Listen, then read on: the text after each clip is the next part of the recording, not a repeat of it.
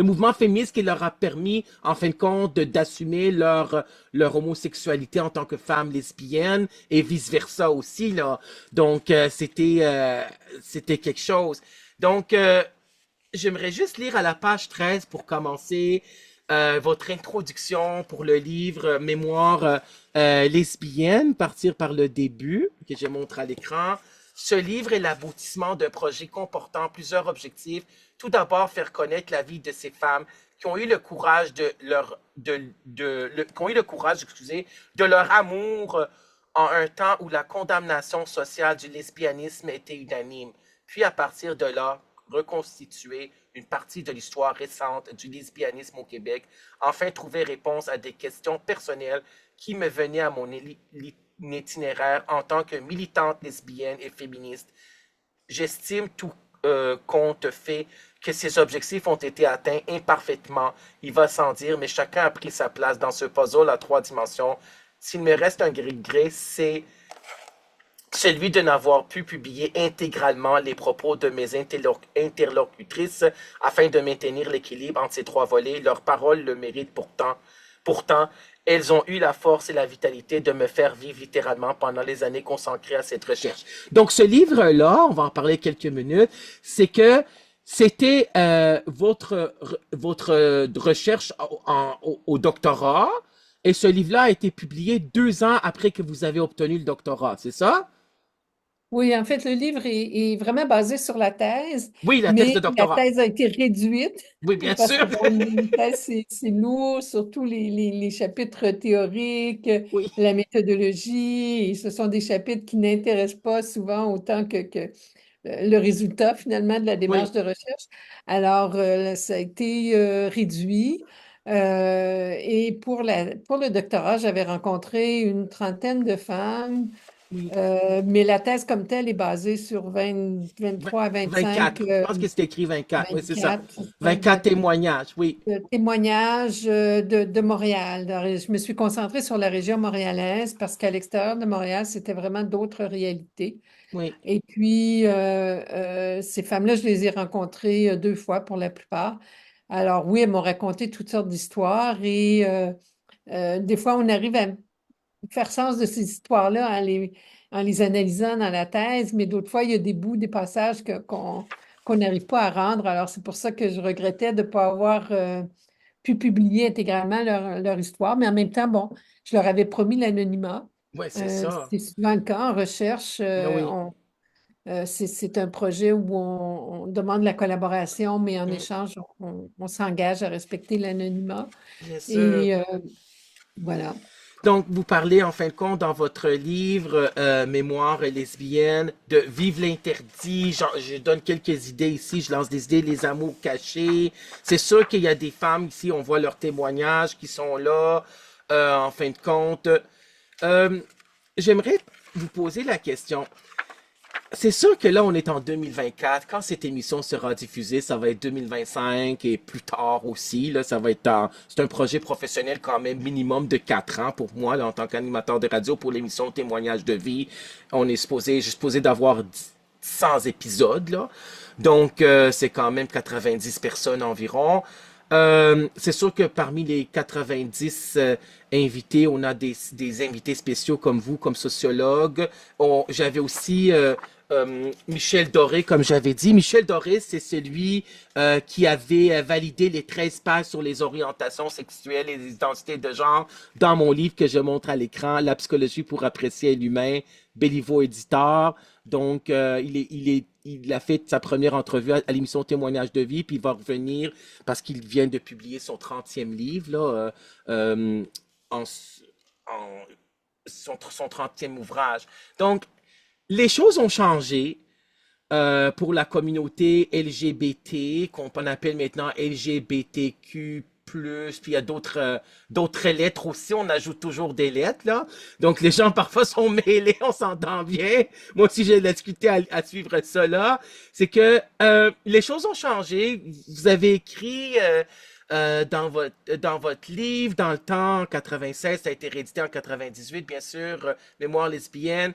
et je pense que vous l'avez dit aussi à travers les années, qu'on est dans une société qui n'est pas tout à fait acceptante à 100%. Là, il n'y a pas d'acceptation totale. Là. Et comment les choses ont changé? Comment vous l'avez? Parce que là, vous êtes venu. J'ai lu dans vos biographies que vous vous êtes installé, Lynn Chamberlain, vous êtes venu vivre à Montréal en 1973, si je me trompe pas.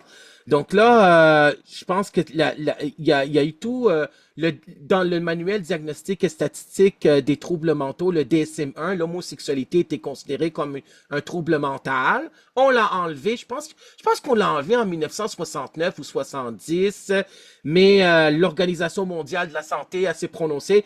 Puis comment est-ce que vous voyez ça aujourd'hui? Quand on est à la rentrée scolaire, en fin de compte, en septembre 2024, les gens vont l'écouter à partir de 2025. Plus ça change, plus c'est pareil, ou on a fait du chemin, c'est quoi qui reste à faire? Parce qu'il en reste encore du chemin, il y aura toujours, malheureusement, je pense, de l'homophobie, la lesbophobie, la transphobie, etc. Je vous laisse la parole. Oui. Ben, moi, je trouve qu'on a quand même parcouru du chemin parce que Oui, pour la thèse, j'ai rencontré des femmes en les interrogeant sur leurs expériences dans les années 50 et 60. oui, Donc, avant même qu'à une époque où c'était criminalisé, oui. et pour les hommes et pour les femmes, parce Quand qu'au est-ce qu'on début a des années, décriminalisé l'homosexualité? C'était on en a quelle année? décriminalisé l'homosexualité en privé en 1969. OK, Mais ça voulait dire que un comportement qui était jugé grossière indécence, ça demeurait criminalisé. Donc là, l'enjeu, ça a été de dire, oui, mais qu'est-ce qui est de la grossière indécence? Deux hommes qui dansent ensemble, deux femmes qui dansent ensemble, qui s'embrassent, est-ce que c'est ça de la grossière indécence? Puis on s'apercevait qu'il y avait des normes différentes pour les personnes hétérosexuelles et les personnes homosexuelles. Donc, mais vraiment avant les années 70, la formule concise, c'était vraiment condamné par tout le monde, par l'Église, par l'État. C'était un péché, c'était un crime et c'était une maladie. Donc, si on n'était pas condamné, si on ne croyait pas à la religion, mais ça demeurait condamné par le code criminel ou par la psychologie. Donc, oui, c'était vraiment unanime. Après, quand même, moi, je pense que la période des années 70 a quand même été une période déterminante, à la fois dans ce cadre-là qui a été modifié, où il y a une décriminalisation partielle, mais quand même une décriminalisation, où l'Église a perdu beaucoup de son pouvoir d'influence. Et si je parle de l'Église catholique au Québec, qui n'était pas la seule Église, mais qui était quand même celle qui oui, avait le plus de pouvoir de surveillance et de contrôle oui. sur les comportements sexuels. Et du point de vue médical aussi, il y a eu cette lente pathologisation. Officiellement, c'est 1973, mais en pratique, ça a pris du temps avant que justement les intervenants, les psychologues Les ajustent psychiatres. les psychiatres ajustent leur texte, leur pratique pour ne plus traiter les homosexuels comme s'ils étaient des malades. Alors, moi, je trouve quand même que ça a changé. Il y a aussi des protections sur le Oui, plan légal. Donc, tout ça a changé. Maintenant, est-ce que tout est arrangé? Non.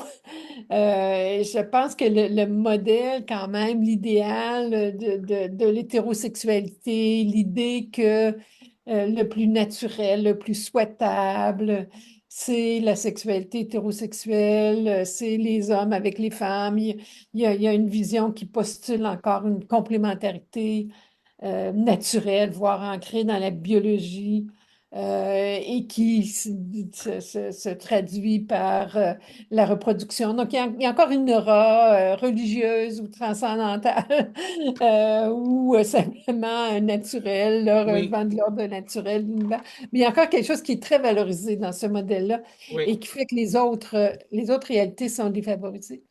Je dirais qu'il y a aussi beaucoup, pour les femmes en particulier, il y a aussi beaucoup de misogynie.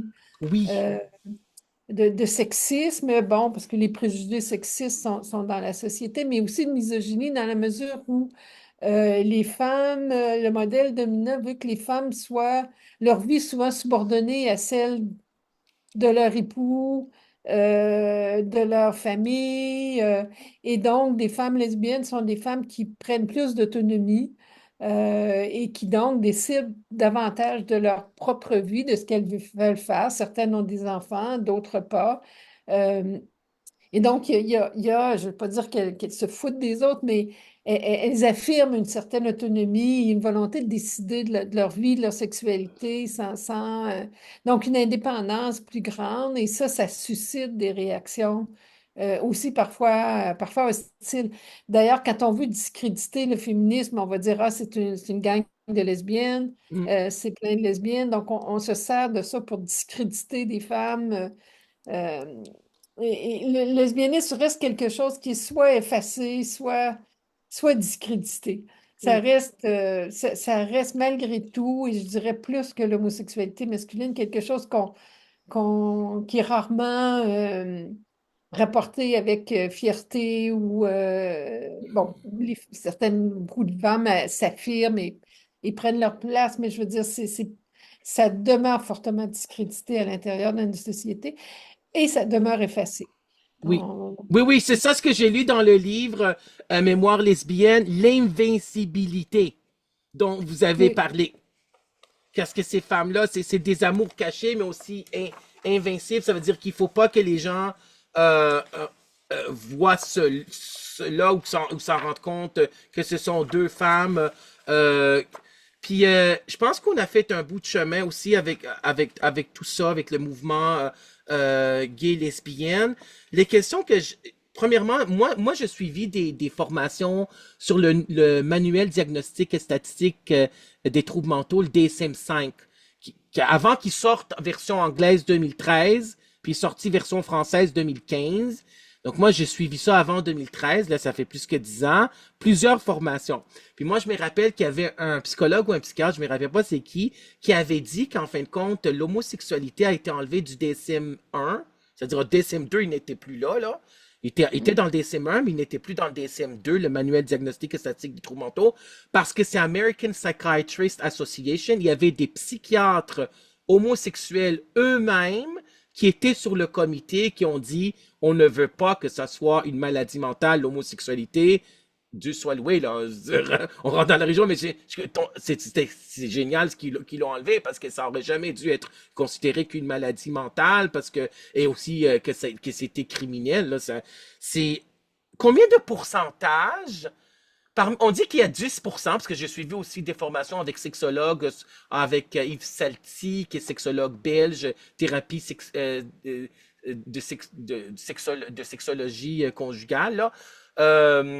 Parce que je suis aussi les 60 heures avec Yvon Dallaire, là, thérapie conjugale positive. Mais je l'avais vérifié avec lui, puis avec les études, etc.